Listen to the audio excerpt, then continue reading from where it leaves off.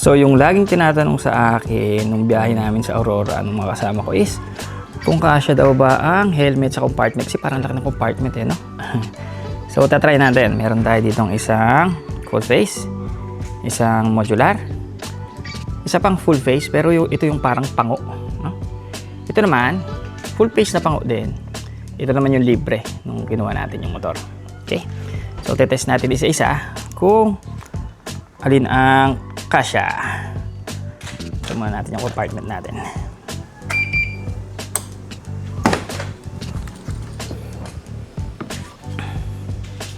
Ayan. Okay.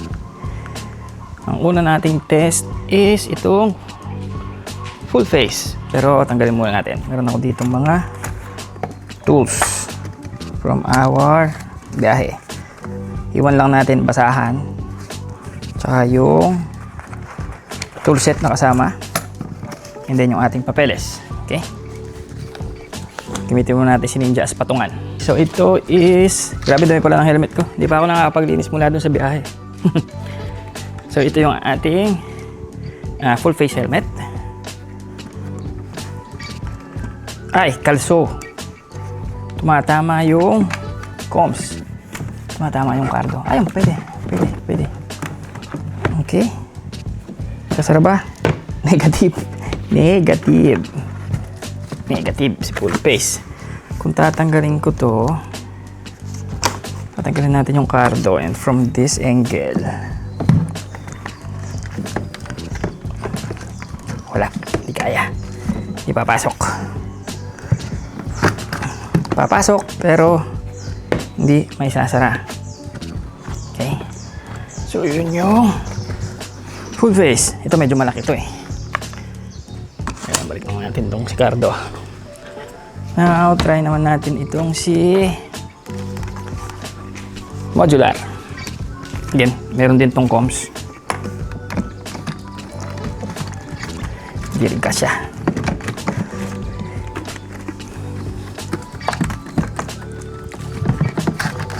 Same, I think it's the same. Oh, hindi kasya. Wala, hindi magsasara. Kaya patayin natin ito, baka malubat yung motor. Okay. Wala, hindi kasya to. So let's try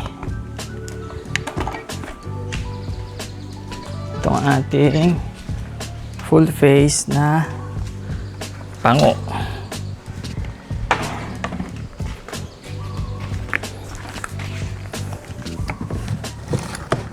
Mukhang di rin kakasya to.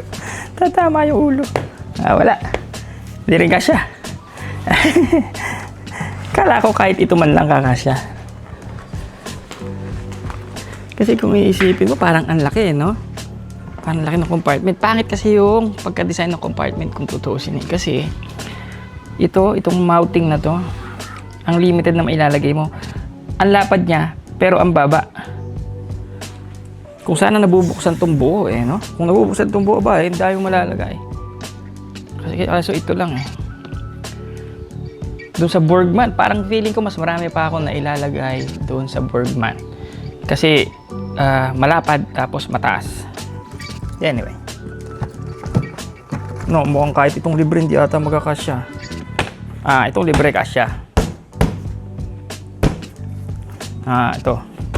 Itong libre kasya. So ito lang kasya. Yung libreng helmet lang. Kailangan mo talagang mag top box. Kasi ito maliit na to eh. It's already small. Maliit na to eh, oh. No? Mas malapad to. Okay. So wala. Hindi kasya. So I would consider na hindi kasya ang helmet. Kasi mangilan-ilan lang ang gumagamit no libreng helmet sa motor eh, no? Kasi hindi naman to ganun ka tibay at hindi naman to ganun ka safe. More on secondary lang to. Although pwede rin kung hindi ka naman madalas nagba-backride, meron kang main helmet, meron kang dalang main helmet mo. Kasi ito yung sa backride mo, which is hindi rin okay kasi pag nilagay ko to dito, sobrang konti na lang na mailalagay kong gamit. Pakita ko sa inyo. Sobrang konti na nung malalagay kong gamit dyan. Ayan o. Well, meron pa naman.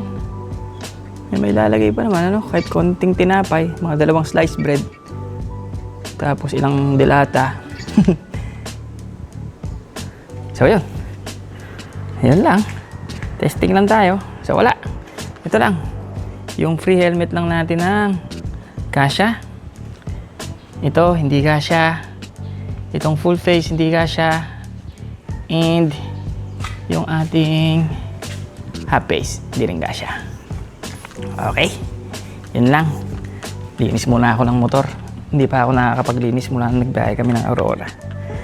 Share ko din doon sa next video. I-video ko yung car wash. Papakita ko kasi kung ano yung mga binili ng mekaniko na wag ko daw babasain or mag-iingat ako pag binabasa or kung paano yung direction ng water pag hinuhugasan yung mga parts na yun. Okay, yun lang. Guys, subscribe naman kayo. Medyo meron tayong video na 14,000 views and ang subscriber natin 107 lang now. Subscribe kayo guys. Okay, bye.